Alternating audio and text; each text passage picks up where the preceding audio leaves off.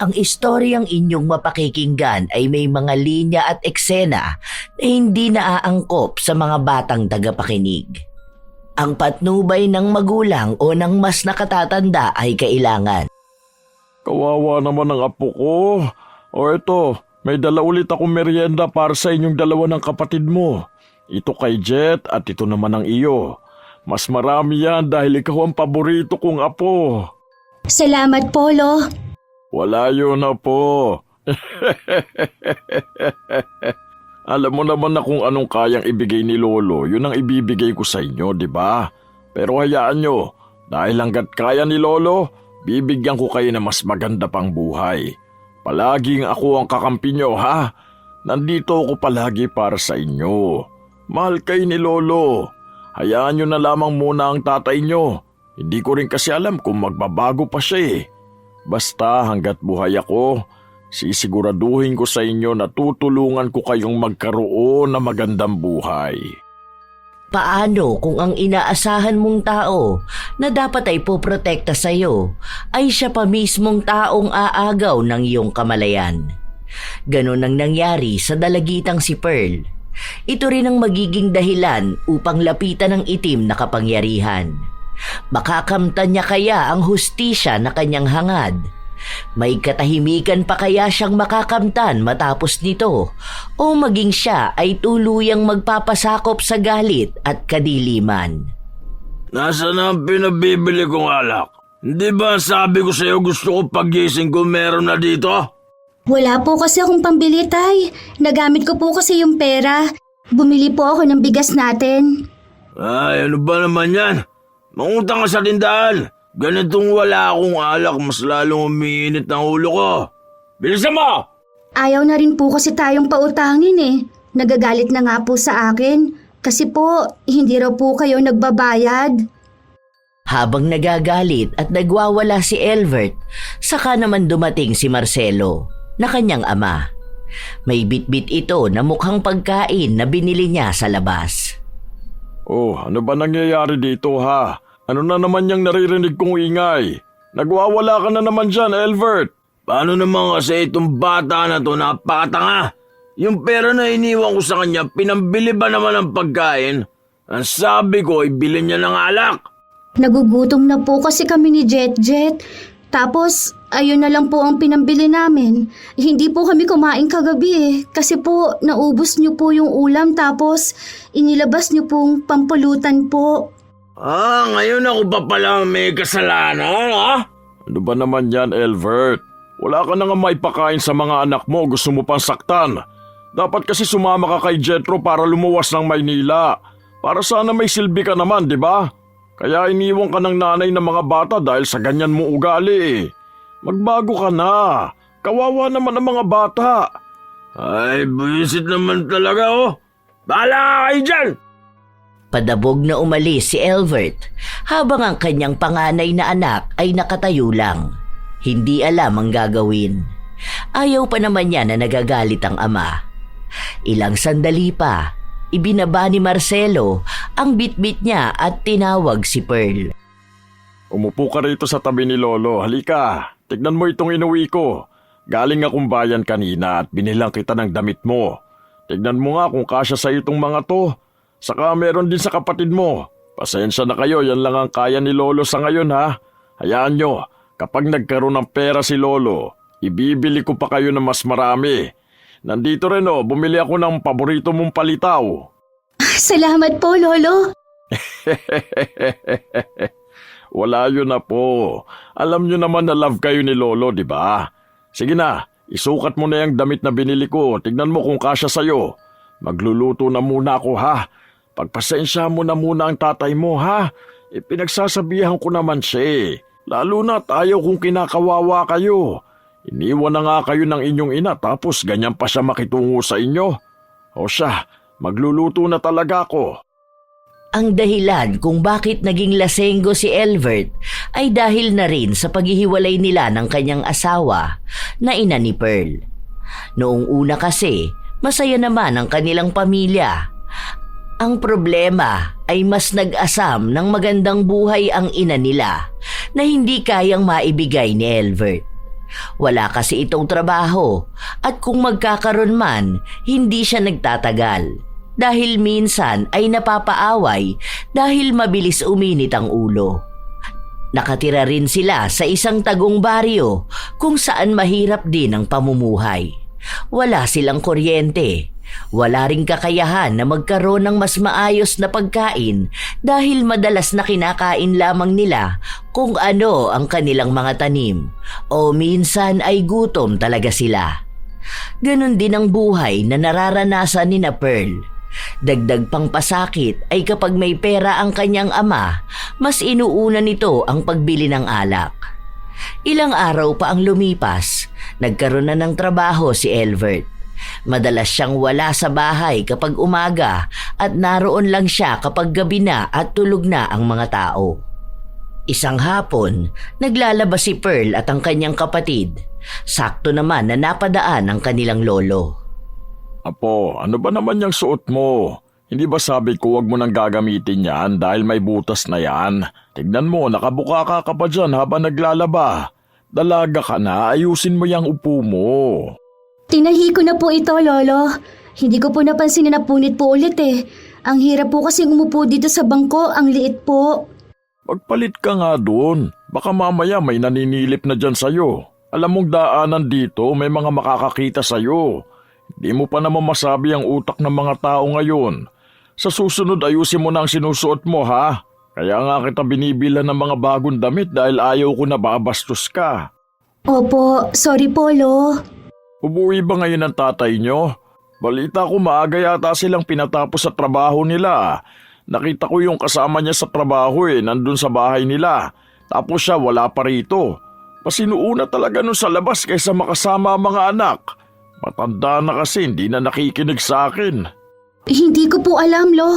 Hindi ko pa naman po nakikita si tatay. Baka po kasama na naman niya ang mga kaibigan niya pong nagiinuman. Wala naman po siyang ibang ginawa, puro ganun eh. Ay, ang tatay nyo kahit na anong sabihin ko hindi nagbabago. Kailan kaya siya matatauhan? At ako ang naiinis sa mga ginagawa niya May trabaho nga siya, wala naman na ibibigay na pera sa mga anak. Malapit na ang pasukan, hindi pa kayo nabibilan ng mga gamit. Hayaan nyo, may mapapasukan akong trabaho bukas, kaya mabibilhan ko kayo ng gamit sa school. May uniform pa naman kayo, di ba? Nagpasalamat lang ang magkapatid sa sinabi ng kanilang lolo. Nang kinahapunan, maaga silang kumain dahil baka mahirapan sila kapag nagdilim na. Isda pa naman ang kanilang ulam.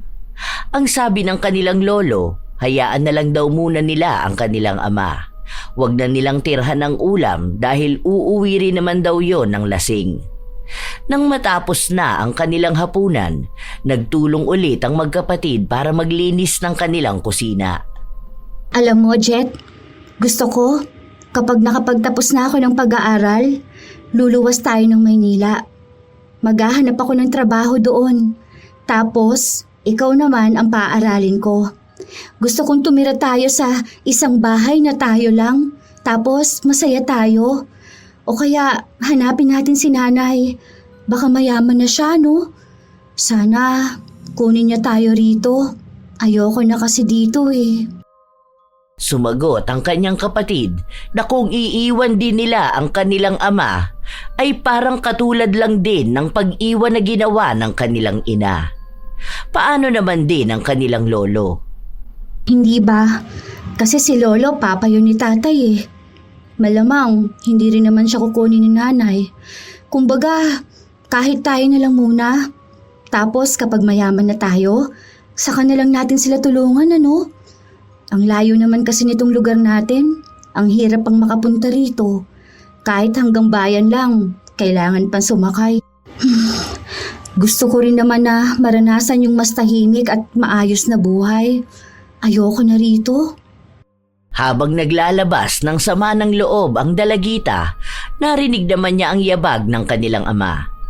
Halatang lasing na lasing ito. Kaya parehas silang natakot. Hindi nila alam kung magpapakita ba sila o magtatago muna sila hanggang sa makapasok ng kwarto ang kanilang ama. Pero sa huli, nakita rin sila nito. Ano na naman ginagawa niyo dyan, ha? Bakit hindi ba kayo natutulog? Pearl, hindi ba sabi ko kapag ganitong oras nasa kwarto ka na dapat? Hindi mo ba maintindihan yun, ha? Naglilinis pa po kami ng pinagkainan namin kanina, Tay. Pero po, patapos naman na po kami. Patapos na. Bilisan nyo dyan! Natumba pa si Elvert habang naglalakad siya papasok sa kwarto. Ilang sandali pa, natapos na rin sila sa kanilang ginagawa. Sakto naman na umuwi ang kanilang lolo. Maaga ako magsisimula sa trabaho bukas. Natutuwa naman ako, mabibilhan ko na kayo ng gamit sa school. Makakapag-uwi na rin ako ng mga pasalubong sa inyo. Sige, tulog na ako mga apo ha. Good night sa inyo. Mahal kayo ni Lolo. Habang tahimik ang hating gabi, kung saan lahat ng mga tao ay payapa nang natutulog, nagising ang dalagita matapos niyang maramdaman na may kamay na humihipo sa kanyang katawan. Wala na siyang nagawa kundi ang tahimik na umiyak. Ilang beses naman na yung nangyayari. Halos gabi-gabi. Unti-unting nagiging mas mapusok ang paghawak sa kanya. Huwag po. Parang awa niyo na po. Tama na po. Walang nagawa ang kanyang mga luha. Pinagsamantalahan pa rin siya. Paulit-ulit na para bang isa sa kinatutuwa ng gumagalaw sa kanya ang kanyang pag-iyak. Hindi na nakatulog ang dalaga matapos ang pangyayari na yun. Iyak lang siya ng iyak. Hindi niya magawang humingi ng tulong. Dahil iniisip niya kung sino bang tao ang maniniwala sa kanya kapag isinumbong niya ang ilang beses na panghahalay sa kanya. Bata pa lang siya nang magsimula ang ganon. Wala siyang malapitan at matakbuhan. Pakiramdam niya ay wala siyang kakampi. Kinabukasan, maagang nagising ang dalagita. Paglabas niya ng kwarto, naabutan niya ang kanyang kapatid.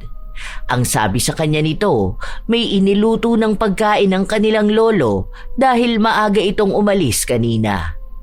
Walang ganang kumain ng dalagita pero kailangan niya ng lakas para harapin ang buong araw. Pero bago sila makakain ng kapatid, lumabas ang kanilang ama at inunahan sila. Anong tinitingin-tingin nyo dyan, ha? Tay, pwede niyo po bang hatian ng pagkain si Jet Jet? Hindi pa po kasi siya kumakain eh. Kahit siya na lang po. Baka po kasi sumakit ang tiyan niya eh.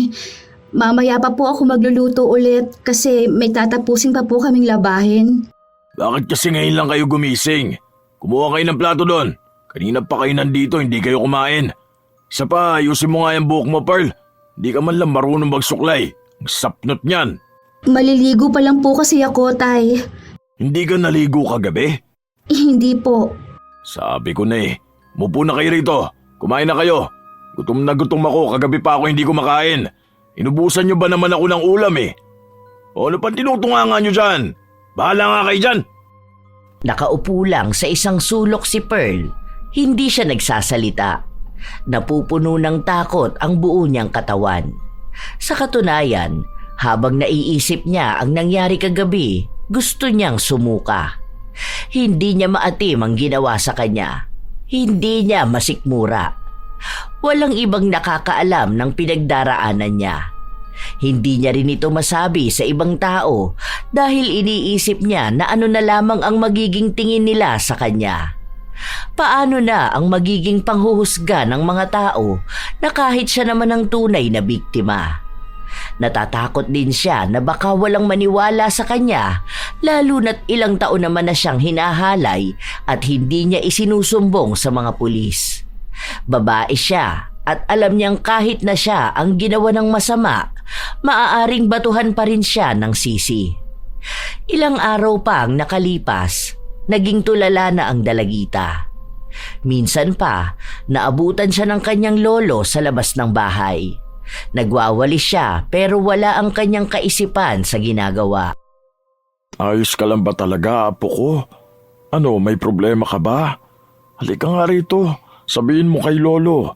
Kanina ko papansin na parang ang lalim ng iniisip mo eh. Ano, tungkol din ba yan sa gamit nyo sa school? Di ba ang sabi ko na ako nang bahala doon? Wala po, Lo. Ayos lang po ako. Hindi lang po ako nakatulog ng maayos kagabi. Bakit? Mainit ba? O malamok? Gusto mo bang palitan natin ang kulambu mo? Baka kasi may butas na rin yun. Wala po. Hindi lang po talaga ako makatulog. Pero baka po mamayang tanghali po, susubukan ko pong matulog kapag po inantok ako. Kawawa naman ang apo ko. O ito, may dala ulit ako merienda para sa inyong dalawa ng kapatid mo. Ito kay Jet, ito naman ang iyo. Mas marami yan dahil ikaw ang paborito kong apo. Alam mo naman na lahat ng paborito mo handa akong ibigay, di ba? Ganyan kakahalaga kay Lolo. Salamat po, Lo. Wala yun na po. Alam mo naman na kung anong kayang ibigay ni Lolo, yun ang ibibigay ko sa inyo, di ba? Pero hayaan nyo, dahil hanggat kaya ni Lolo, bibigyan ko kayo ng mas maganda pang buhay. Palaging ako ang kakampi nyo, ha? Nandito ako palagi para sa inyo. Mahal kayo ni Lolo. Hayaan nyo na lamang muna ang tatay nyo. Hindi ko rin kasi alam kung magbabago pa siya eh. Basta hanggat buhay ako, sisiguraduhin ko sa inyo na tutulungan ko kayong magkaroon ng magandang buhay.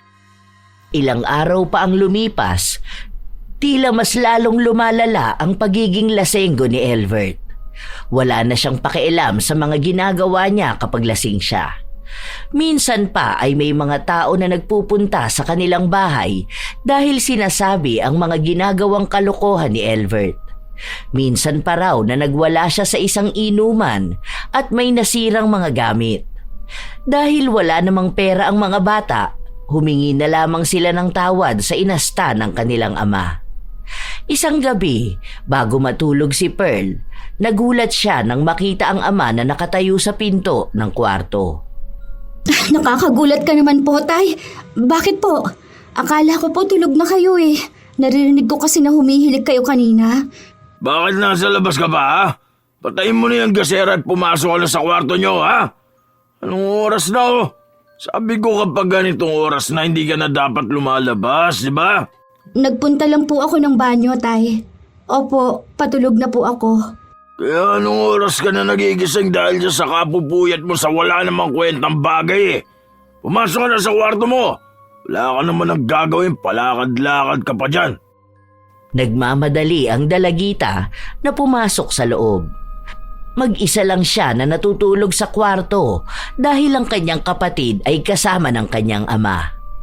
Habang lumalalim ang gabi, hindi makuha ng dalaga ang kanyang antok. Sa sobrang tahimik ng paligid, nakakaramdam na naman siya ng takot dahil inaasahan niyang may mangyayari na naman. At hindi nga siya nagkamali. Ramdam niya na may nagbubukas na ng kulambu niya at marahang lumalapit sa kanya. Hinahalikan siya nito mula sa kanyang braso hanggang sa kung saan-saan ang parte ng kanyang katawan. Huwag po, parang awa niyo na po. Tama na po ito, ayoko na po. Maawa po kayo sa akin. Wala siyang ibang narinig na tugon kundi ang mahihinang halinghing. Matagal na pambababoy sa kanyang katawan. Wala siyang ibang ginawa kundi ang umiyak na lamang. Matapos ang panghahalay sa kanya, sinundan pa nito ng pagbabanta. Na huwag siyang magsusumbong kahit kanino dahil nasa mga kamay niya nakasalalay ang buhay ng kapatid. Matapos noon ay iniwan siya sa loob ng kwarto na durog. Duming-dumi sa kanyang sarili. Galit sa buhay na meron siya. At kahit anong gawin niya, wala naman siyang kakayahan na umalis. Kinabukasan, ramdam ang pagod sa katawan ng dalagita. Wala siyang ganang kumilos. Hindi siya makagalaw sa loob ng bahay, kaya ang akala ng kanyang kapatid ay may sakit siya. Sana dumating na si nanay. Ayoko na rito. Nasaan na kaya siya, no? Gusto ko nang bumalik siya para sunduin tayo. Kasi sasama talaga ako sa kanya. Hindi niya alam, habang nagsasalita siya, narinig siya ng kanyang ama. Gusto niyo palang sumama sa nanay niyo, dapat ngayon palang hinahanap niyo na siya. Kung gusto niyo umalis sa pamamahay ko, umalis na kayo! Hindi ko kayo kailangan dito, ha? Gusto niyo bang palayasin ko na kayo ngayon? Wala naman pala kayong pinagkaiba sa nanay niyo eh. Sige, doon kayong makisiksik sa kanya. Ewan ko kung tanggapin niya kayo. Di naman kayo mahal ng nanay niyo eh. Alam niyo kung bakit?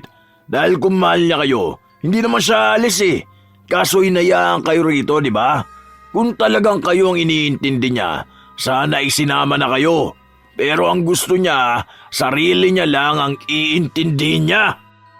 Habang galit na galit si Elvert, hindi na makapagsalita ang magkapatid. Umiiyak lang sila. Kung ano-ano na lang din kasi ang lumalabas sa bibig ng kanilang ama. Ni hindi man lang inunawa ang tunay na dahilan kung bakit nais nilang lumayo. Ilang sandali pa, dumating na rin ang kanilang lolo. Ano na naman ba yan, Elvert? Malayo pa lang ako naririnig ko na yung bunganga mo. Bakit pinagagalitan mo na naman ang mga bata? May nagawa na naman ba silang mali? Paano mukhang nagpaplano na yung dalawa mong apo na umalis dito? Kung may plano naman na pala sila, dapat matagal na nilang ginawa yon, di ba? O kaya dapat sumama na sila dun sa magaling nilang ina. Sige, ngayon pala mag-impake na kayo at ituturo ko sa inyo kung paano kayo makakarating sa terminal. Lumayas na kayong dalawa! Baka naman kasi nasabi lang nila yun. Hindi naman ganun ang ibig nila sabihin eh. Intindihin mo, mga bata lang yan oh. Paano kung gusto naman sana nilang magkaroon ng magandang buhay, di ba? Kaso dahil hindi ka nagtatrabaho at panay ka inom, hindi mo yun maibigay sa kanila. Baka may problema sila na hindi nila masabi sa'yo. Sana sa halip na magalit ka sa mga bata, alamin mo rin ang pangangailangan nila. Sige, gampihan nyo na lang yung mga apo nyo. Bahala nga kayo dyan. Magsama-sama kayo. Wala rin naman ako mapapala sa inyo eh. Galit na lumabas ng bahay si Elvert. Ang mga bata naman ay umiiyak lang habang magkayakap silang dalawa. Sa mga araw pang lumilipas, wala nang ibang ginawa si Pearl kundi ang umiyak o kaya ay tumulala. Halos gusto na nga niyang gawin ang sinabi ng kanyang ama na lumayas na lang sila. Ang iniisip niya ay kung anong mangyayari sa kanila ng kapatid niya kapag nasa kalye na lang sila. Baka mas lalo lang silang mapahamak. Wala siyang ibang pagpipilian kundi magtiis muna. Lalo na sa mga gabing hinahalay siya. Isang araw, umuwi si Marcelo na may bitbit na mga gamit. Tignan nyo nga to mga apo ko. Gusto nyo ba ng ganitong notebook? Hindi ko kasi alam kung anong bibilihin ko. Kanina may nakita akong nagbebenta kaya binili ko na. Ang mura lang kasi nila magbenta eh. Tapos ang dami ring mga nakigulo para makakuha ng notebook. Bag na lang ang kulang nyo, no? Salamat po, Lo. Mukhang pambata to para sa'yo. May mukha pa ni Jolina magdangal. Okay lang po yan, Lo. Wala naman po yan sa cover ng notebook. Kahit ano na lang po. Ang babait talaga ng mga apo ko. Yung mga kakilala ko kasi ang aarte daw ng mga apo nila. Parang ayaw daw nilang gumamit ng mga ganito. Bukas nga may magbibigay sa akin ng bag eh. Pinaglumaan ng mga anak nila. Pili na lang kayo doon kung anong gagamitin nyo. Ay, yung ama nyo naman wala namang ginawa dito para sa pag-aaral nyo. Sige na, itabi nyo na muna to. Magpapahinga na muna si Lolo, ha? Hindi na kumibo pa ang mga bata. Ilang sandali pa, umuwi ang kanilang ama. Lasing ito, pero may bitbit siyang 2 plastik. Sukat nyo nga kung kasya yan sa inyo. Ano po ito, Tay? Uniform po namin. Nakikita mo naman na siguro, no? Kapag hindi yan kasya sa inyo, sabihin nyo sa akin. Babalik ko yan bukas. Matutulog na ako. Sakit na ng ulo ko eh. Kanina pa ako nahihilo. Kahit na paano, nakaramdam ng tuwa ang 2 bata dahil lumang-luma na ang uniforme na sinusuot nila. Bago magtungo sa kanilang kwarto ang magkapatid, pinaghatian na muna nila ang mga notebook na bigay ng kanilang lolo. Nangako rin sila sa isa't isa na pagbubutihin nila ang pag-aaral para magawa na nilang magkaroon ng mas maayos na buhay. Huwag niyo na pong gawin sa akin ito. Maawa naman na po kayo sa akin. Opo. Katulad sa gabi-gabing nangyayari, muli na namang pinasok si Pearl sa kanyang kwarto. Katulad lang noon, kahit na anong pagmamakaawa ng dalagita, nilapastangan pa rin ang kanyang katawan.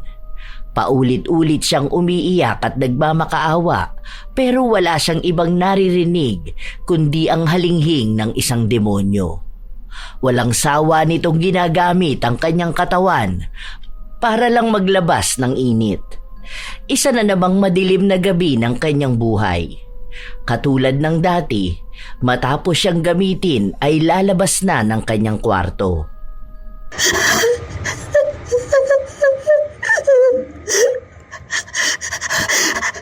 Hanggang kailan ba ako magiging ganito? Ayoko na. Ayoko na sa sarili ko. Ang dumi-dumi ko. Gusto ko na maging malaya. Pero anong gagawin ko? Puro na lang din takot ang nangingibabaw sa akin. Paano ako iintindihin ng mga tao kung ako mismo hindi ko maintindihan ang sarili ko?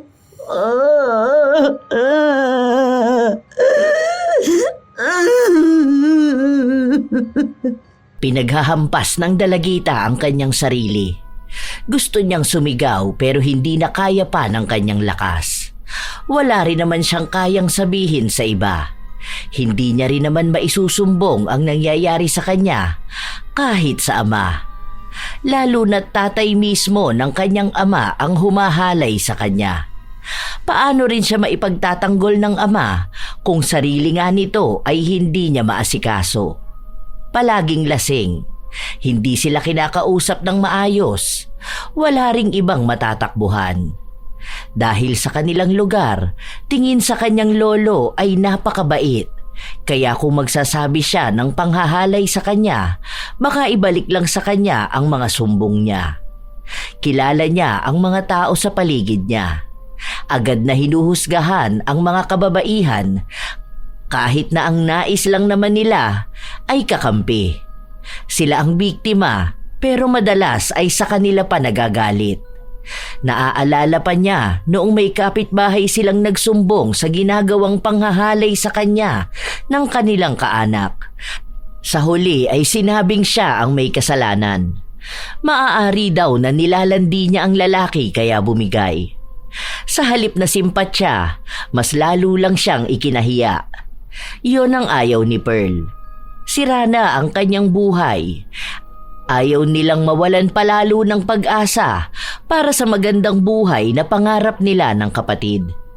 Tinatakot din siya ng kanyang lolo na sa oras na malaman ng ibang tao ang ginagawa sa kanya, papatayin nito ang kanyang kapatid. Si Jet na lamang ang tanging kinakapitan ni Pearl, kaya ayaw niyang basta na lang ito agawan ng magandang kinabukasan.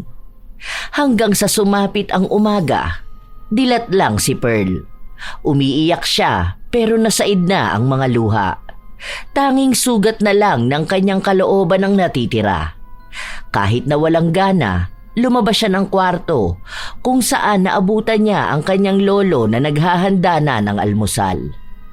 Gising na pala ang paborito kong apo. Halika rito, pinaghanda na kita ng pagkain mo. Umalis ang tatay mo at si Jet. Hindi ko alam kung saan sila pumunta pero dala nila yung mga luma niyong uniforme. Mamaya na po ako kakain. Hihintayin ko sila. Wala pa akong gana sa ngayon. Hindi ko alam kung malulunok ko yan. Umupo ka na rito. Gusto mo pa yata ako magalit eh. Alam ko na hindi mo na gusto pang mangyari yun, di ba? Kaya sumunod ka na lang. Marahan na lumapit ang dalaga. Nanghihina ang kanyang tuhod. Nanginginig ang laman. Ayaw na niyang makita ang kanyang lolo pero wala naman siyang ibang pagpipilian dahil nakatira sila sa iisang bahay. Kahit naman palayasin niya si Marcelo, wala naman siyang kakayahan. Pababalikin lang din ito ng kanyang ama na walang alam sa pinagdaraanan niya. Hindi ka dyan uupo. Dito ka. Kumandong ka sa akin. Ayoko po. Anong ayaw mo? Hindi ka pwedeng tumanggi sa akin. Baka gusto mong patayin ko sa harapan mo, kapatid mo. Dito ka. Wala ka ibang pagpipilian. Kailangan mong sundin ang mga inuutos ko sa'yo. Nag-iinarte ka pa. Ilang beses naman na natin pinagsaluhan ng magdamag. Ano, hindi ka pa rin ba sanay at hindi ka masaya, ha? Huwag ka na maarte. Wala ka naman na ring ipagmamalaki. Kahit na sinong lalaki ang makasiping mo, malalaman nila na iba pa rin ang nakauna sa'yo, ha? Bakit niyo po ba ginagawa sa akin to? Hindi po ba dapat mas inaalagaan po ninyo ako? Dahil apo po ninyo ako. Hindi po yung ganito. Na kayo pa mismong sumisira ng buhay ko. Hindi niyo man lang inisip kung ano magiging epekto nito sa akin. Hindi ko naman kasalanan na ginusto ko tong ganito eh. Ikaw lang ang babae sa bahay na to. Hindi mo ba gusto ang ginagawa ko sa'yo? Hindi ba ako magaling sa kama? Sige, kung gusto mo, pwede naman tayong gumawa ng iba't ibang posisyon. Bakit hindi mo naman agad sinabi sa akin? Pagbibigyan naman kita eh. Mga kabataan talaga mahilig sa wild. Hindi ka ba kinikilabutan sa mga sinasabi mo? Yan talagang lumalabas sa bibig mo. Matapos mong gawin sa akin ng paulit-ulit, iniisip mong tama. Hindi ka ba nasusuka? Wala man lang ba sa iyong pagiging lolo mo? Nadugo mo rin ang nananalaytay sa akin, ha? Dugo na matagal ko nang kinasusuklaman. Bakit naman? Sa gusto ko at masaya ko eh. Huwag ka na nga umiyak dyan. Wala namang magagawa yung mga luha mo. Kung ako sa'yo, tanggapin mo na lang. Nangyari naman na eh. Natapos na, di ba? Kung hindi kita napasaya, hayaan mo. Mamayang gabi ulit. Tara na, kumain na tayo. Kumandong ka na sa akin at subukan mo ko ng pagkain. Huwag mo kong lalayasan, sinasabi ko sa'yo. Nakita ng dalagita na hawak ng kanyang lolo ang maliit na kutsilyo, kaya wala siyang ibang nagawa kundi ang sundin ito. Umupo siya sa kandungan ng kanyang lolo, hindi bilang isang klase ng paglalambing ng apo, kundi ang pagbibigay ng saya sa pantasya ni Marcelo. Umiiyak si Pearl habang sinusunod niya ang sinasabi ng matanda. Walang ibang nakakaalam noon maliban sa kanilang dalawa. Kaya kapag sila lang ang naiiwan sa bahay, kung ano-ano na lang din ang inuutos sa kanya ng kanyang lolo. Kahit namurahin niya ito o kamuhian, wala siyang takas. Kahit naman magmakaawa siya, hindi na siya pakikinggan pa. Ilang araw ang lumipas, palagi pa ring tuliro ang dalagita. Minsan gusto na niyang magsumbong sa ama, pero sa tuwing handa na siyang magsalita, saka naman ito uuwing lasing na lasing. Nag-aalangan din siya kung paniniwalaan siya, dahil si Marcelo ang bumubuhay sa kanila. Isang umaga, gumising na naman si Pearl nang walang ibang iniisip kung paano niya matatapos ang kalbaryo ng buhay kasama ang kanyang lolo. Wala na naman ang kanyang kapatid at ama, kaya sila lang ng lolo ang naiwan. Aalis muna ako. May gagawin akong importante ngayong araw. Hindi ka alis. Dito ka sa tabi ko. Halika rito. Tayong dalawa lang naiwan sa bahay. Kaya dapat nagsasaya tayong dalawa. May papasukan akong trabaho. Kailangan kong pumunta doon ngayon. Anong trabaho? Magiging pokpok ka rin ba? Bakit kailangan mo pa umalis dito sa bahay? Siguro gusto mo na iba-ibang lalaki din ang gagalaw sa'yo, no? Napakalandi mo naman pala. Hindi pa ako naging sapat sa'yo? Gusto mo pa talagang sumubok ng iba? Hindi ako malandi. Gusto kong matutong buhayin ang sarili ko at ang kapatid ko. Gusto kong lumayo sa'yo. Dahil sa tuwing nakikita kita, palagi kong naaalala ang ginawa mo sa akin at paulit-ulit mong pambababoy sa katawan ko. Hindi ka aalis dito. Dahil kapag ginawa mo yon, ipagkakalat ko sa iba kung gaano ka kalandi. Natutulad ka sa nanay mong pokpok. Ewan ko na lang kung hindi ka magpalamo sa lupa dahil sa kahihiyan na aabutin mo. Hindi pokpok ang nanay ko. At kahit na kailan, hindi siya naging malandi. Sadyang gusto niyo lang na makalaya sa impyernong lugar na ito. Sus, kunwari ka pa. Ngayon naiintindihan ko na. Kating-katik ka sa ibang lalaki kaya ngayon hindi ka na nasisihan sa akin. Wala kang karapatan na magreklamo, ha? Pinapalamon ko kayo ng kapatid mo. Hindi ko naman kayo pinababayaan, ah. Ang dami mo pang rason. Halata naman na ginugusto mo kapag dinadalaw kita gabi-gabi. Ngayon nahanap ka pa ng ibang lalaki? Ang kati mo. Hindi ka alis ng bahay. Kapag tayong dalawa lang nasa bahay, dito ka lang palagi sa tabi ko. Nang araw din na yon, ay gumawa na naman ng kababuyan si Marcelo sa dalagita. Wala na siyang takot kahit na maliwanag ang paligid. Hindi siya nag-aalala kung biglang uuwi ang dalawa nilang kasama o kung may ibang magiging bisita sila. Ang alam lang ni Marcelo, nanggigigil siya sa katawan ng kanyang apo. Mas gumaganda ang hulma ng katawan mo ngayon, ah. Mas sumasarap ka. Nakakatuwa naman. Mas lalo kong ginaganahan sa'yo. Kaya sana mas maganda kapag palaging tayong dalawa lang ang nandito sa bahay, no? Hayop ka! Wala kang kasing sama! Sobrang lala mo na! Yung kaluluwa mo, sinog na sa impyerno! Wala nang kapatawaran tong kahayupan na ginawa mo sa akin! Ganon talaga. Pero aminin mo, nasasarapan ka naman kapag dinadala kita sa langit, di ba? Ayaw mo na lang kasi aminin eh. Dapat tanggapin mo na lang para hindi ka na rin mahirapan sa buhay mo. Ang mga babae pa naman may hilig din.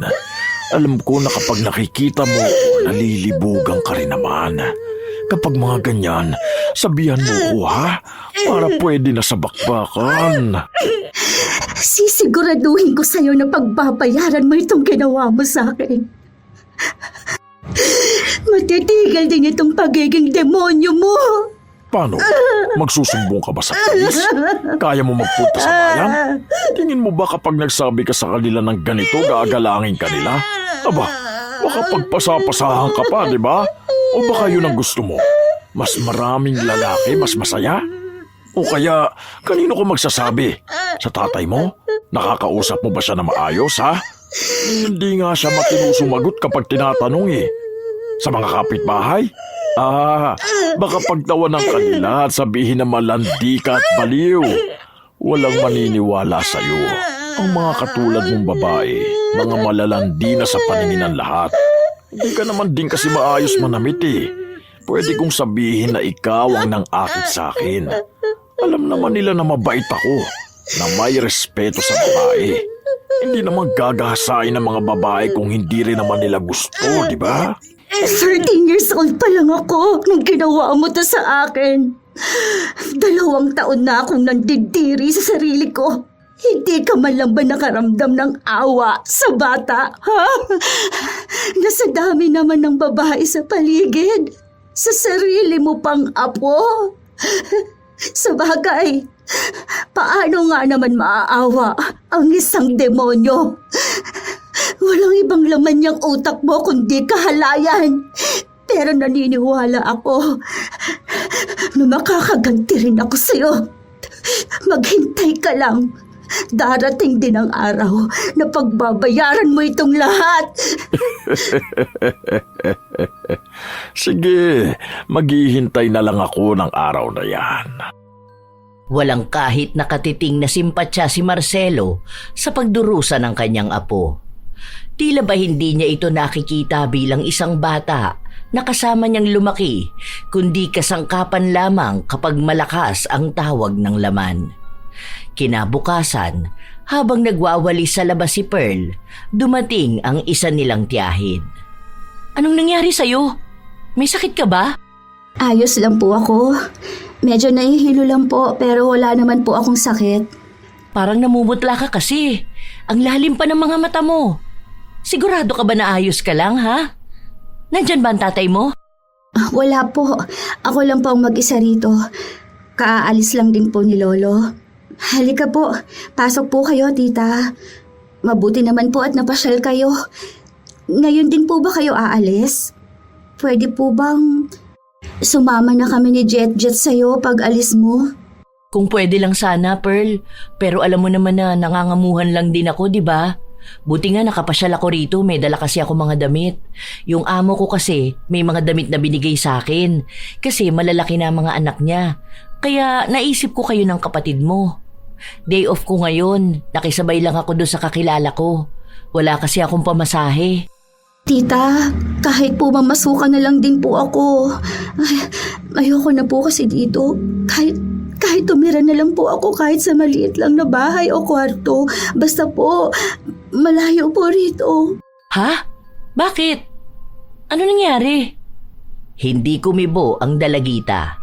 Nag-aalangan siya kung paano niya sisimula ng kanyang sasabihin. Naaalala niya kasi na tatay ng tiyahin niya si Marcelo. Kung sisiraan niya ito, marahil ay magagalit ito sa kanya.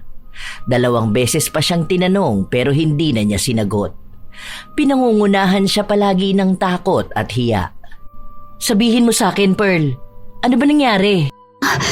Wala po. Hayaan niyo na lang po. Naisip ko lang po yun. Gusto ko lang po kasi magkaroon ng pera. Alam niyo po yun. Para po, makaipon na rin po ako. Kahit po sana maliit lang ang sahod ko. Hindi ba kayo nag-aaral? O wala lang kayong pasok ngayon? Sa susunod na linggo pa po ang pasok namin. Dapat po ngayon pero may inayos po sa school eh.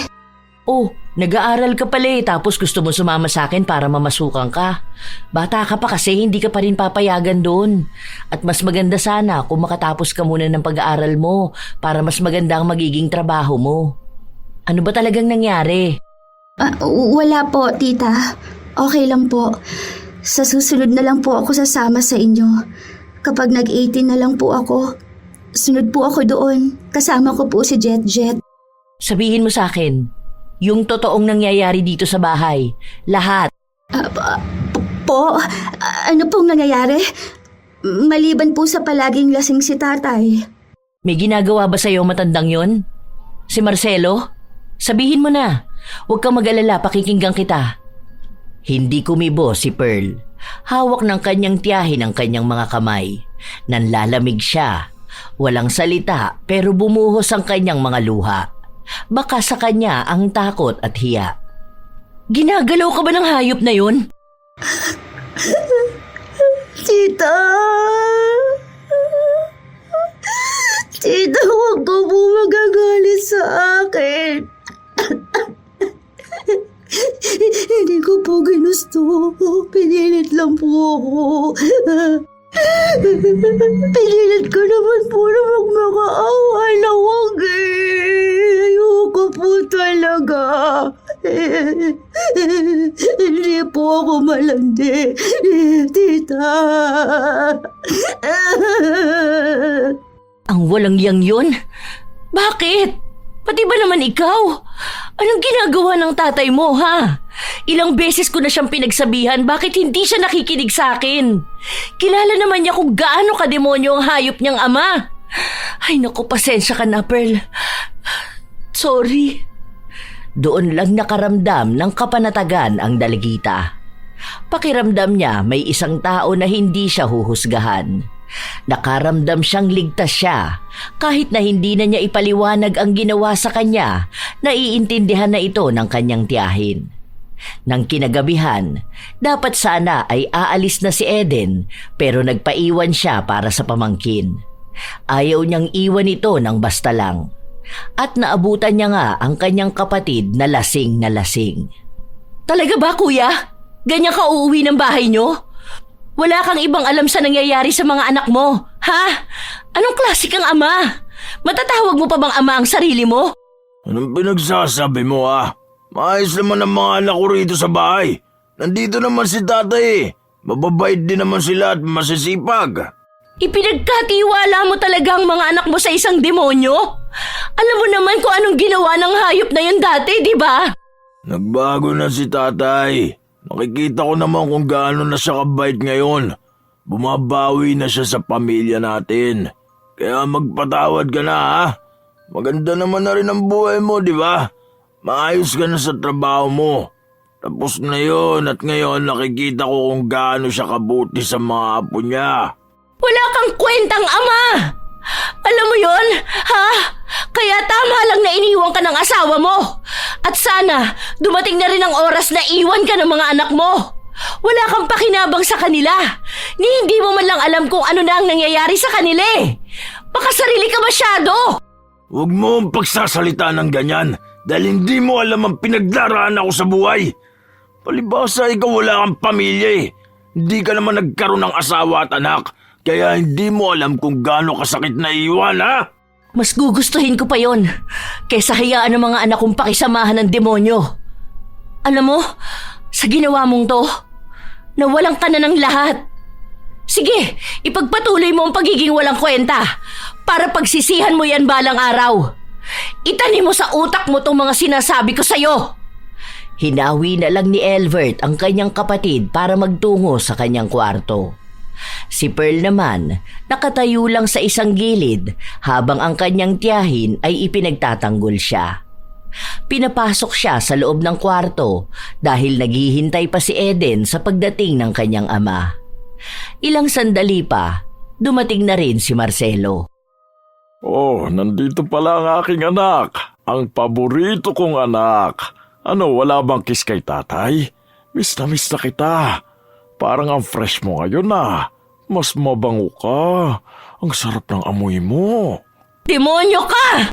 Oh, ano na namang ginawa ni tatay? Nagtatampo ka ba, anak ko? Halika rito. Upo ka rito, dali. Tara na. Nakakadiri ka! Kinasusuklaman kitang hayop ka! Napakawalang iya mo! Pati ba naman ang apo mo? Hindi ka ba talaga tinatabla ng konsensya? Ha? Nakakatulog ka pa ba ng mahimbing? Oo. Malakas ka pa nga pala humilik pagkatapos mong manamantala. Sabi ko na nga ba, kaya nagagalit ka dahil nagseselos ka? Pwede naman na ikaw muna sa ngayon. Kung talaga mismo na ako, di ba? Hindi ba ako mapantayan ng mga lalaki doon sa Maynila? Sabi ko naman sa'yo, ako pa rin talagang hahanap-hanapin mo. Hindi ka talaga titigil, ano? Wala ka man lang bang kahit nakatitig na kilabot na nararamdaman kapag sinasabi mo yan? Paano mo naaatim na pag-isipan ng masama ang bata? Talagang wala kang Diyos? Talaga bang hanggang ngayon ganyan ka pa rin, ha? Kaya kahit na kailan hindi ko naisip na patawarin ka dahil hindi ka naman talaga magbabago. Isa ka pa rin walang yang tao. Apo mo na yun. Ginawa mo na sa amin. Ginawa mo pa sa kanya. Ang tanga rin kasi niya ni Elvert eh. Bakit tinanggap ka pa? Kaunting paawa mo lang sa kanya. Pinatira ka sa bahay niya kasama pa ang anak niya. Kasalanan ko ba yun? Lalaki ako. Normal naman siguro sa isang lalaki na magkaroon ng pakiramdam sa isang babae, di ba? Sa anong magagawa ko kung nagagandahan ako sa apo ko? Tinuturuan ko naman din siya para kapag nagkaroon na siya ng asawa, hindi siya iiwan dahil magaling siya sa kama. Putang ina! Normal sa lalaki ang maging rapist? Normal sa lalaki ang magkaroon ng interes sa isang menor de edad?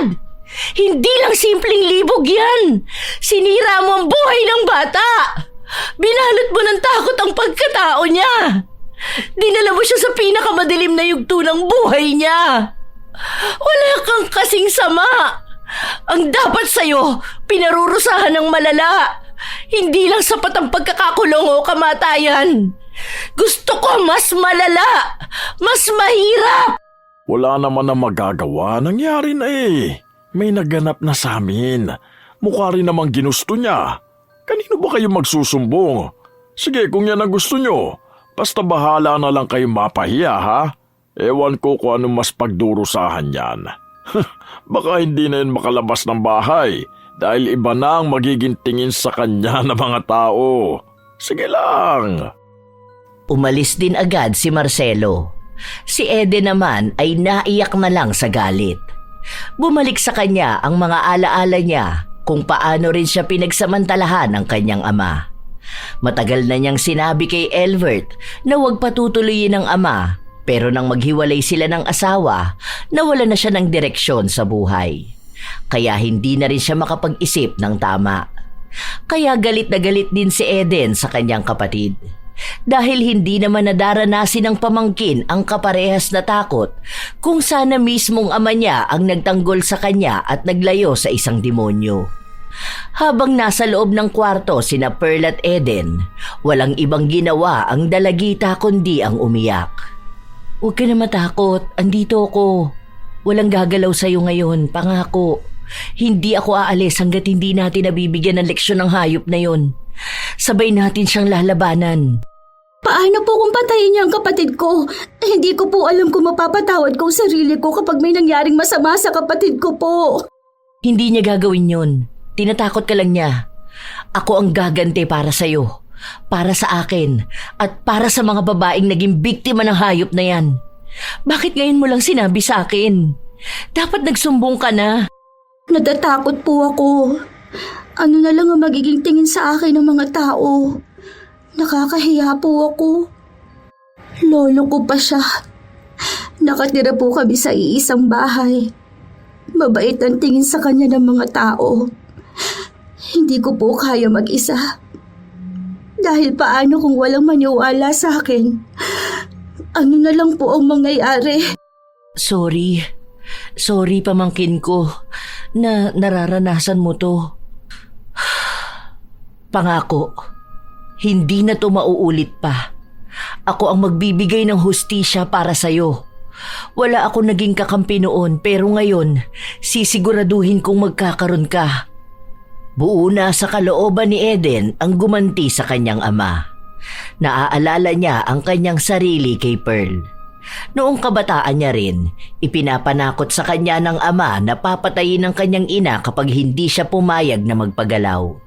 Kaya halos ilang taon din siyang naging kasangkapan ng kademonyohan ng ama. Nang magkaroon siya ng pagkakataon na lumayas, ginawa niya yun. Sa tuwing nakikita niya ang ama, nanginginig ang kanyang laman sa galit. Lalo na ngayon na isa na namang bata ang nabiktima niya. Isang dalagita na katulad niyang natakot noon. Walang ibang kakampi si Eden noon dahil noong nagsumbong siya, walang nakinig sa kanya. Napahiya lang siya at naging katatawanan sa ibang tao. Kaya ramdam niya ang takot ni Pearl na kahit naaabuso na siya, hindi ganun kadali ang magsumbong. Dahil marami pa ring tao na sarado ang utak pagdating sa ganoong issue ng lipunan. Kahit na marami namang kababaihan ang naaabuso at walang matakbuhan. Sa mga araw na lumipas, hindi umaalis sa tabi ni Pearl ang kanyang tiyahin, kaya walang ibang magawa si Marcelo kundi ang mainis. Ano ba talagang balak mong gawin dito? Hindi ka pa ba alis? Ilang linggo na ako nagtitiis dito sa bahay. Kung ayaw mo rin naman sa akin, dapat umalis ka na. Huwag ka namang gulo rito. Malapit na. Huwag ka mag-alala. Malapit na kaming umalis. Isasama ko ang mga bata kapag bumalik ako ng Maynila. Hindi ako papayag na isasama mo ang mga bata. Dito lang sila, lalo na si Pearl. At bakit hindi? May karapatan ako sa kanila dahil mga pamangkin ko sila. Kung gusto mo, kayong dalawa niyang lasenggo mong anak ang magsama rito sa bahay. Mukha naman ding hindi na gumagana ang utak ni Kuya eh. Mas nabaliw pa siya nung nawala ang asawa niya. Tapos ngayon wala siyang kaalam-alam sa kawalang niya ang ginagawa mo sa panganay niyang anak. Hindi naman sasama sa'yo mga bata. Kilala ko mga yun. Hindi nila iiwan ang kanilang ama. Isa pa, wala ka rin naman magandang buhay sa Maynila eh. Hindi mo sila kayang buhayin. Gusto nila. Matagal na. Yun ang paraan ko para maisalba sila sa halimaw na gaya mo. Pero tandaan mo to, hindi pa dun matatapos ang lahat. Dahil habang nabubuhay ka, may kasalanan kang pagbabayaran. Tingnan natin kung hanggang kailan mo ipagmamalaki ang ari mo na sumira ng maraming kamalayan ng mga kababaihan. Dahil ang kababuyan mo, may malaki ang ganti mula sa langit. Oras na para tapusin ang kasamaan mo. Buong tapang si Eden na lumalaban para sa karapatan ng kanyang pamangkin. Ilang araw pa ang lumipas, hindi pa rin siya umaalis. May pagkakataon pa na kailangan niyang may puntahan at nasa paaralan ng pamangkin. Hindi niya ito agad nasabihan na wala siya sa bahay. Kaya nang makauwi si Pearl, ang naabutan lang niya sa bahay ay ang kanyang lolo.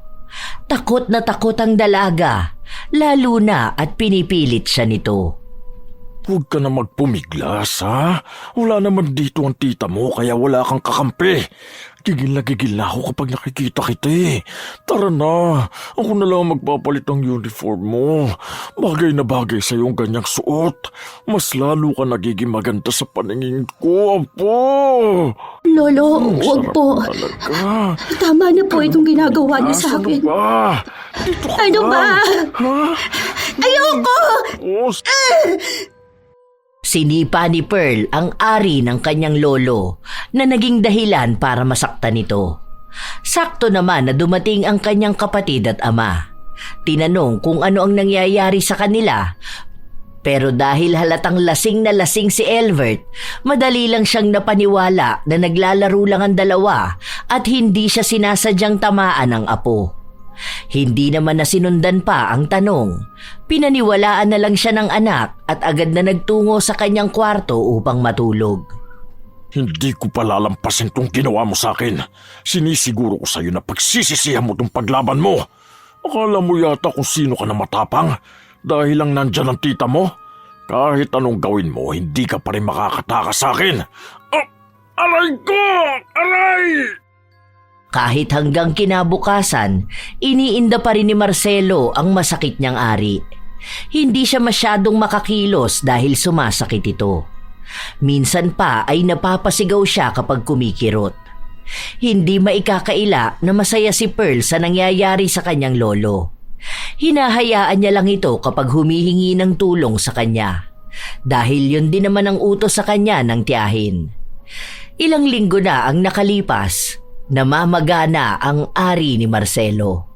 Kapansin-pansin ito dahil tila ba may bukol sa kanyang suot na pantalon. Madalas itong kumikirot lalo na kapag gabi na. Dahil sa ganun niyang nararamdaman, hindi na siya makatulog ng maayos. Tulungan niyo nga ako! Dalhin niyo ako sa ospital, hindi ko na ito kaya!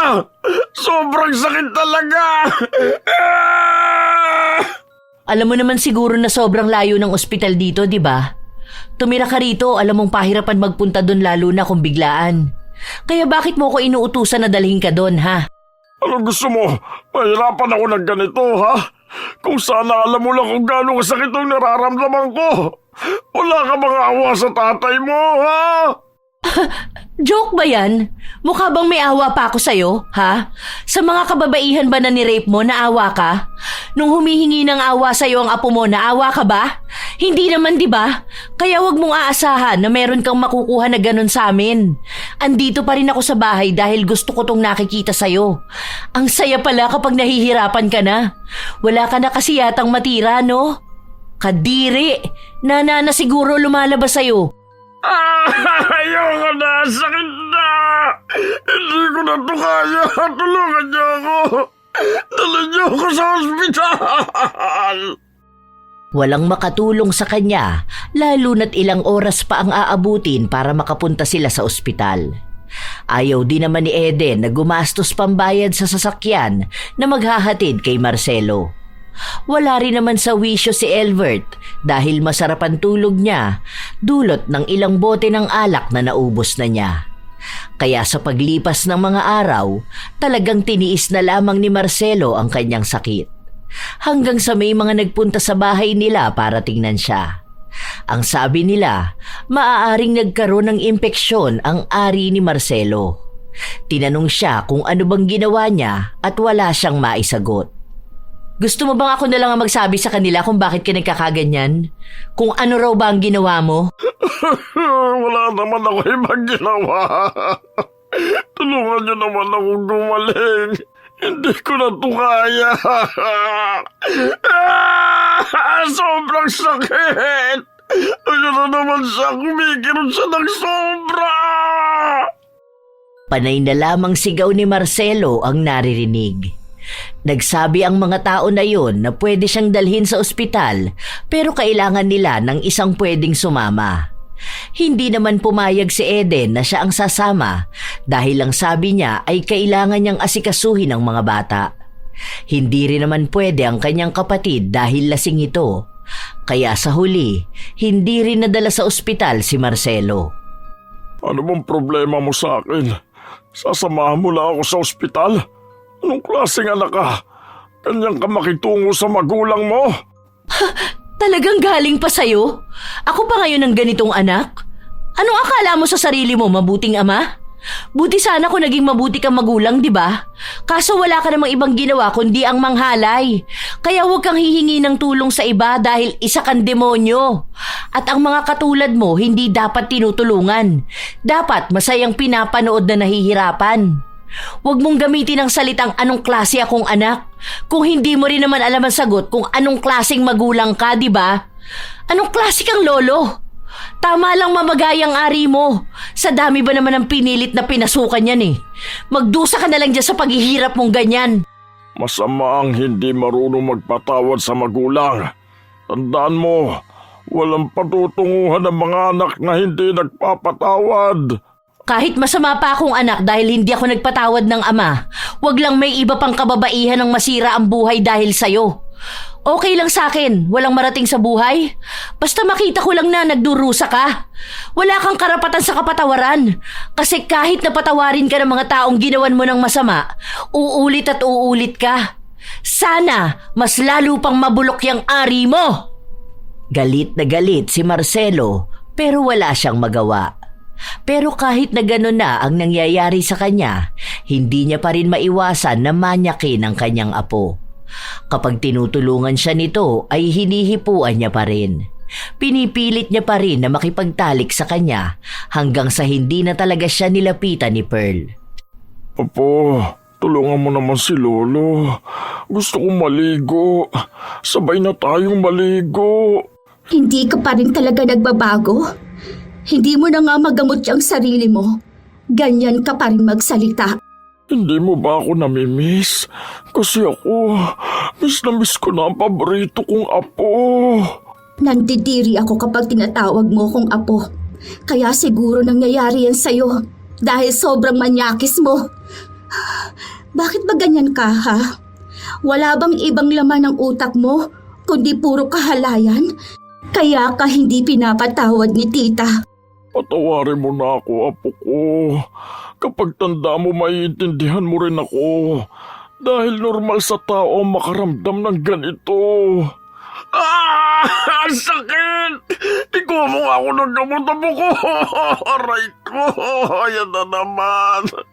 Kumikirot na naman. Parang pinipilipit ang aray ko. Baka yan talaga ang parusa sa mga rapist. Sana, lahat ng rapist, ganyan ang gawin. Wala naman kayong puwang sa mundo eh. Hindi naman kayo mahalaga. Kayo ang dahilan kung bakit marami ang takot. Tulungan mo ako, apo ko. Huwag ka na magalit sa akin. Hindi ko na kaya itong sakit na to. Parang awa mo na. Ganyan din ako sa'yo noon, di ba? Umiiyak ako sa sakit dahil sa pagpipilit mo sa akin. Nagmamakaawa ako sa'yo. Paulit-ulit. Pero ikaw, tumatawa ka lang. Tapos, wala kang ibang sasabihin sa akin, kundi masarap ako. Ngayon, ako naman ang may pagkakataon na magsabi sa'yo. Masarap din sa pandinig ko yung paghihirap mo. Masarap panoorin na nagdurusa ka. Nakikita mismo ni Eden ang tapang ng kanyang pamangkin. Kaya hinahayaan niyang ilabas ni Pearl ang lahat ng hinanakit niya. Nang sa ganon, kahit na paano ay mabawasan ang bigat na kanyang nararamdaman. Maraming naiipon na galit kay Pearl at naiintindihan yon ng kanyang tiyahin. Isa rin sa dahilan kung bakit ganon na lang ang sakit na napunta kay Marcelo ay dahil mismong anak niya ang nagpakulam sa kanya. Sa totoo lang, matagal na niyang nais gawin ang bagay na yun. Bata pa lang siya, pero natatakot siya sa maaaring maging balik sa kanya o singil ng itim na kapangyarihan kapag lumapit siya. Pero ngayon, mukhang wala na siyang kinatatakutan na mawala sa kanya. Kaya kahit nakaluluwa pa niya ang kapalit, Handa siyang ialay. Makita niya lang na labis na nagdurusa ang lalaking nanamantala sa kanya at sa pamangkin. Dalawa silang nakatayo habang pinagmamasdan kung paano magmakaawa si Marcelo. Hanggang sa dumating si Elvert. Tay, ano nangyayari sa'yo? Ano ba naman kayong dalawa? Bakit naman pinapanood nyo lang na nahihirapan si tatay? Ikaw, Perla, kumuha ka nga ng gamot. Di mo inaalagaan ang lolo mo. Para saan po, Tay? Anong para saan? Gamot para makainom si tatay. Nasasaktan na nga may sakit siya. Nung ako po ba ang nasasaktan dahil sa ginawa niya? Nag-alala po ba kayo? Anong pinagsasasabi mo? Pinagsamantalahan lang naman po ako niyang tatay ninyo. 2 taon niyang ginawa. Kahit na ilang beses ako magmakaawa sa kanya, wala siyang ginagawa kundi ipagpatuloy ang pambababoy sa akin. Apo ko, ano ba yung sinasabi mo? Wala akong masamang ginagawa sa'yo. Alam niyo na mahal ko kayo, di ba? Ginawa ko naman ang lahat para buhayin kayo. Ano na naman ba itong pinagsasabi mong bata ka? Eden, ano to? Bakit kasi hindi mo hayaang si Pearl na ang magpaliwanag? Siya ang nakakaalam nun. Mga bagay na hindi mo alam dahil panay ka pag-iinom. Di ba sinabi ko naman na sa'yo? Nagbago naman na kamo ang tatay mo. Anong pagbabago? Yung pagiging mas malalang demonyo? Ilang beses ko na pong gustong sabihin sa inyo. Pero natatakot ako dahil baka hindi kayo maniwala sa akin. Baka magalit po kayo. Pero halos gabi-gabi niyo pong ginagawa sa akin yon. Gusto ko humingi ng tulong sa iyo, Tay. Pero ayaw ko naman mo yun gagawin. Kung wala kang ibang ginawa kundi mag-inom. Binibigyan niya kami ng pagkain. Pero kapalit naman nun ay ang pananamantala niya sa akin. Ano kuya? Naniniwala ka na ba sa mga babala ko sa'yo noon? Alam mo naman na halangang kaluluwa niyang tatay mo eh. Pero dahil dyan sa kagaguhan mo, hinayaan mong maulit yung ginawa niya sa akin dyan sa anak mo. Hindi ka kasi nag-iisip. Masyado ka ring selfish. Hindi ka agad nakasagot si Elvert. Hindi niya alam kung paano magpoproseso sa kanyang utak ang mga nangyari. Tulungan mo ko, anak ko. Sobrang sakit talaga. Huwag ka magpapaniwala sa kanila. Hindi totoo sinasabi ng dalawang... Sakit! Hayop ka! Walang iya ka, matanda ka! Ilang beses na sinuntok ni Elvert ang kanyang ama. Inawat na lang siya ni Pearl dahil halos gusto na niya itong patayin. Sinisiguro ko sa'yo na pagbabayaran mong ginawa mo! Hayop ka! Nagmakaawa ng ilang beses si Marcelo. Ginamit na naman niya ang salitang ama at magulang para ipaalala sa kanyang mga anak na dapat ay ginagalang siya at hindi dapat nagtatanim ng sama ng loob sa kanya. Hindi siya humingi ng tawad dahil pilit niyang sinasabi sa kanila na wala siyang ginawang masama. Doon lang din natauhan si Elvert sa mga nagawa niyang kamalian. At para makabawi sa anak, pinakulong niya ang sarili niyang ama kahit pa na may sakit ito. Huwag niyo naman gawin sa akin tong ganito. Anak, lalaki ka. Alam mo kung ano ang pangangailangan natin, di ba? Hindi ko kasalanan to. Isa pa, anak mo ang kusang lapit ng lapit sa akin. Lalaki ako pero pinandidirihan kong ginawa mo. Kadugo mo. Hindi lang si Pearl, pati na si Eden. Sarili mong anak yun. Isa sa malaking pagsisisi ko nung naawa ako sa'yo kaya pinatira kita sa bahay ko. Hindi ko akalain na hantong sa ganito ang lahat. Wala kang kasing sama. Huwag mo naman ako ipakulong. Kailangan ko ng tulong nyo. May sakit ako. Kahit na anong mangyari, kahit pabalik-balik ta rin natin ang mundo, ako pa rin ang ama nyo. Dapat kayong mga anak marunong kayo magpatawad. Marunong ako magpatawad. Kaya nga pinatawad kita noon, di ba? Dahil ang akala ko nagbago ka na. Mas lumala ka pala. Nasira pa ang anak ko dahil sa kawalang hiya mo. Hindi mo na ako madadala sa mga paawa mong ganyan. Hindi mo na ako kayang mauto. Tama lang yan. Dapat mong pagdusahan ang mga kasalanan mo. Pero tatay niyo pa rin ako. Pamilya pa rin tayo. Ang kahihiyan na binibigay niyo sa akin, kahihiyan niyo rin. Alam mo kung anong kahihiyan lang ang tatanggapin ko? Kahihiyan ko bilang anak mo. Magdusa ka dyan sa kulungan. Kasabay niyang sakit mong walang lunas. Ilang beses pang nagmakaawa si Marcelo sa kanyang anak para ilabas siya sa kulungan, pero tinalikuran lang siya at umalis na. Buo na ang loob ni Elvert. Ilalaban niya ang karapatan ng kanyang anak laban sa ama. Nang makauwi siya sa kanilang bahay, naabutan niya si Pearl na mag-isa lang na nakaupo sa loob ng bahay. Nilapitan niya ito. Anak, pasensya ka na. Patawarin mo kung naging masama akong ama. Nawala akong kwenta. Hindi ko natupad yung pangako ko na poprotektahan ko kayo kahit na anong mangyari.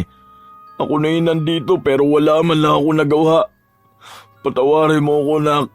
Kung magagalit ka man sa akin, ayos lang. Sigawan mo ko, sakta mo ko, magalit ka lang. Isumbat mo sa akin lahat, ayos lang. Dahil alam ko naman na may mali talaga sa akin. Naging makasarili ako. Wala akong ginawa kundi ang uminom. Nawala na sa akin ang nanay niyo tapos hindi ko man lang namalayan na pati kayo mawawala na pala sa akin. Bumawi naman po kayo, tay.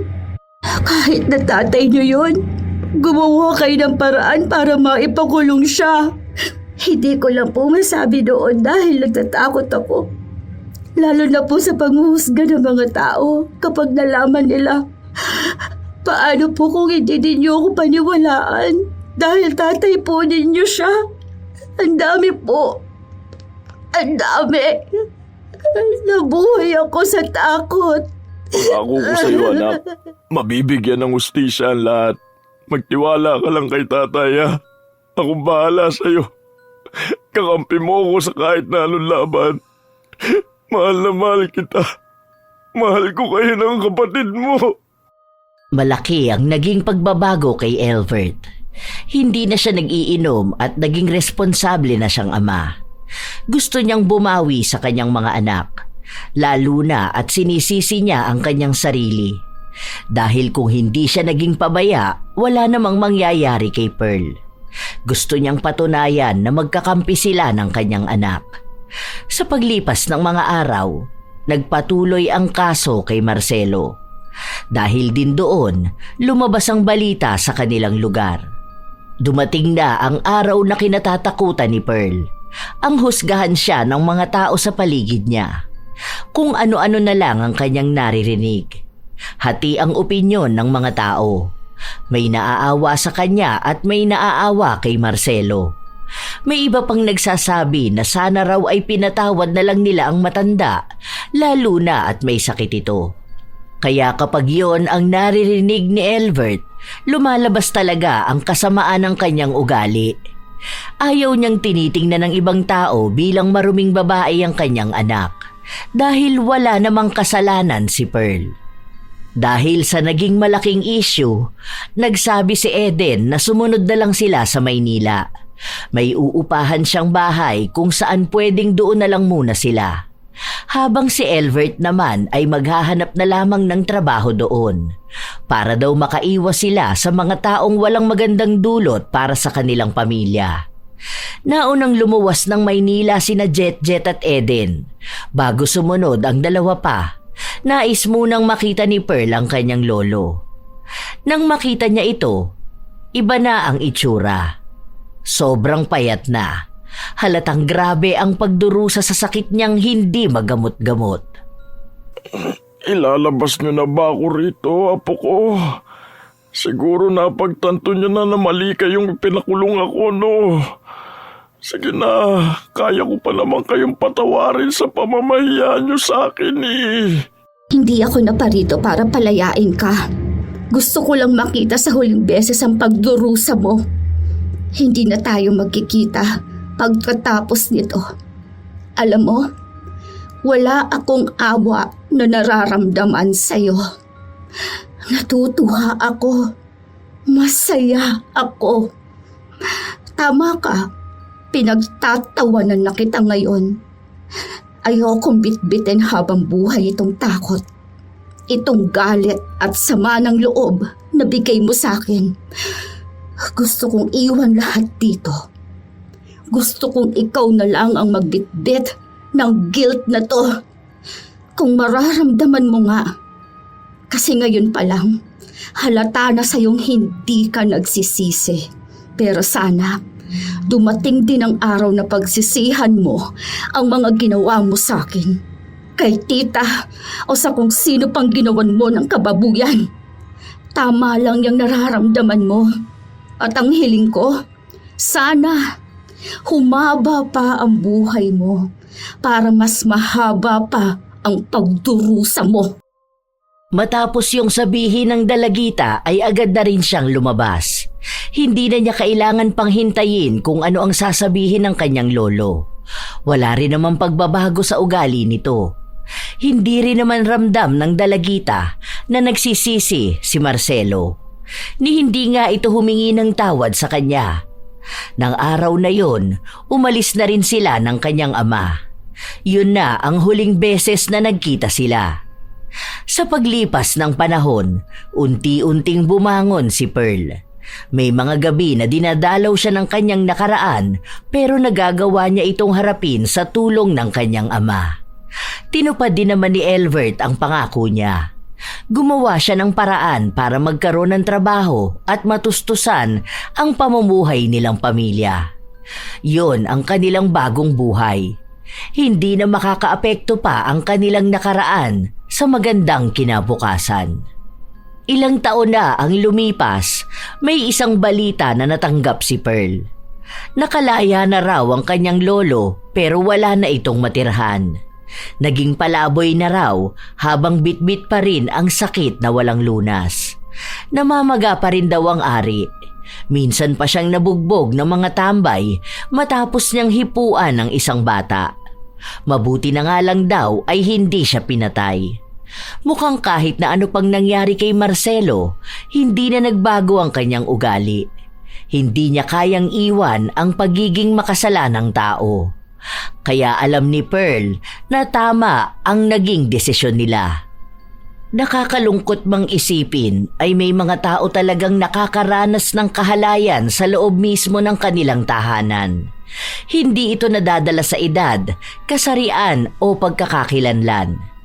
Anak, apo, kapatid o kahit sino pa man, kapag kademonyohan na ng isang tao ang umiral, wala na siyang iba pang pakikinggan.